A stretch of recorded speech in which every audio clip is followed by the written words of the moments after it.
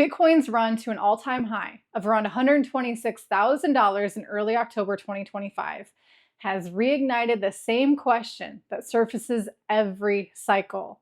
Was that the top, or was it just another reset? Some analysts argue that the bull market ended there, while others see the October 10 liquidation event as a mid-cycle flush within a still intact uptrend. Bitcoin's price action certainly shows exhaustion. It climbed from around $15,500 in late 2022 to $126,251 this month.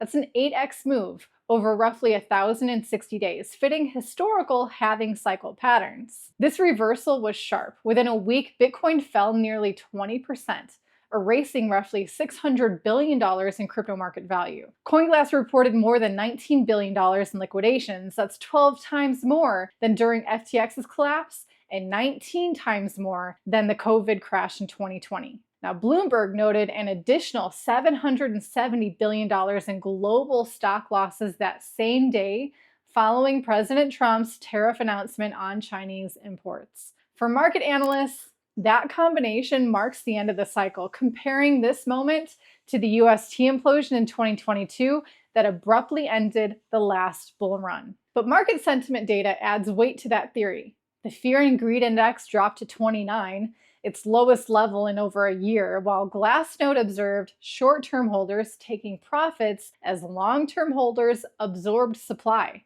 an arrangement seen at prior peaks. Historically, Bitcoin tops occur 12 to 18 months after each halving, which would place an October 2025 high right on schedule, following April's halving. But there's also evidence this wasn't the top. After the crash, Bitcoin stabilized around $108,000 to $110,000 and held its 50-day moving average without any major structural breakdowns. Coinmetrics data shows realized volatility normalized within 2 weeks, consistent with mid-cycle resets rather than reversals. Institutional activity supports that view. CoinShares reports nearly $7 billion in inflows to Bitcoin ETFs this year, bringing total ETF holdings to around $50 billion. Macro data also favors continuation. The IMF's Global Liquidity Tracker estimates roughly $2 trillion in combined liquidity injections from the Fed and ECB since mid-2024, levels that have historically fueled recoveries once panic fades. Bloomberg Intelligence still projects potential targets between $140,000 and $220,000 through mid-2026 if ETF inflows persist. Glassnode's accumulation trend score has climbed back above 0.8, signaling renewed long-term buying. Unlike 2022, this crash wasn't caused by internal failures. No exchanges collapsed. Hyperliquid DEX even reported zero bad debt despite record liquidation volumes.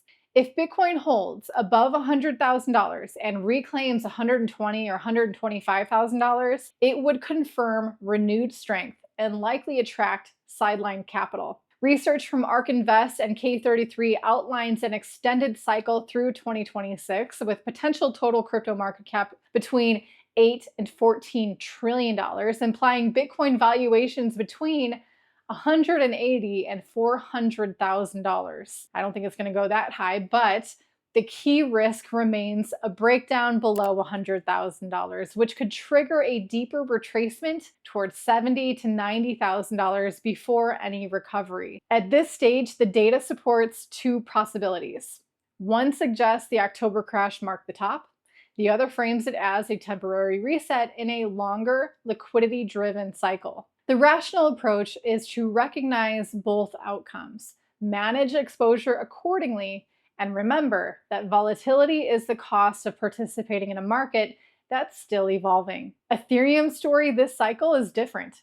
As of late October 2025, Ethereum trades around $3,900, down from the highs near $4,900 earlier in the year. but it's still showing impressive resilience after the same October 10 liquidation that shook the broader market. While Bitcoin has dominated institutional headlines, Ethereum's fundamentals remain strong, supported by staking, ETF inflows, and layer 2 growth. Forecasts from CoinShares and K33 Research target $5,000 to $7,000 Ethereum by year end, with some long-range estimates extending toward $9,000 or more in 2026. Technical projections using the Fibonacci extensions cluster between $5,300 and $5,800. On-chain data reinforces this. Glassnode reports Ethereum balances on centralized exchanges at a 9-year low, signaling accumulation. About 31 million Ethereum, roughly 26% of the total supply, is now staked in validators. BlackRock's spot Ethereum ETF has purchased around $1.4 billion since October 1st, with Fidelity adding another $150 million. L2Beat shows roll-up total value locked exceeding $23 billion,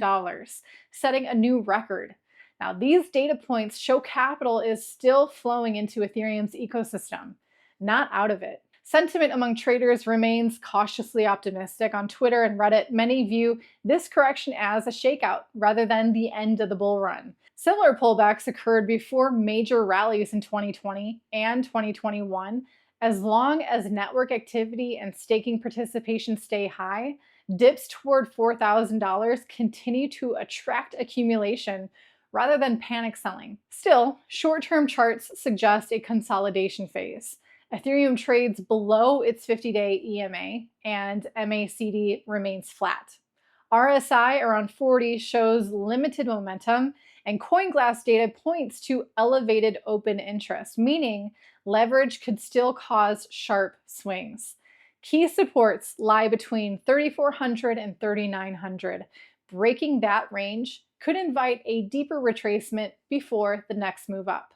If Ethereum can hold current levels through November and December, analysts expect gradual recovery towards $4,800 and $6,000 by year end. CoinShares has already recorded 3 straight weeks of Ethereum inflows, hinting at growing confidence.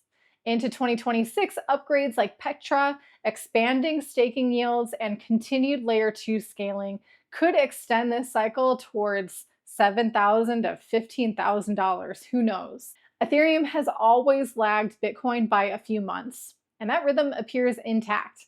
As capital rotates from store of value assets toward utility-driven ones, Ethereum is positioned to benefit. Its foundation remains solid, its ecosystem is expanding, and its role as the financial layer of Web3 is stronger than ever. Every cycle brings the same debate, whether this is the top or just another reset. The truth is, no one knows.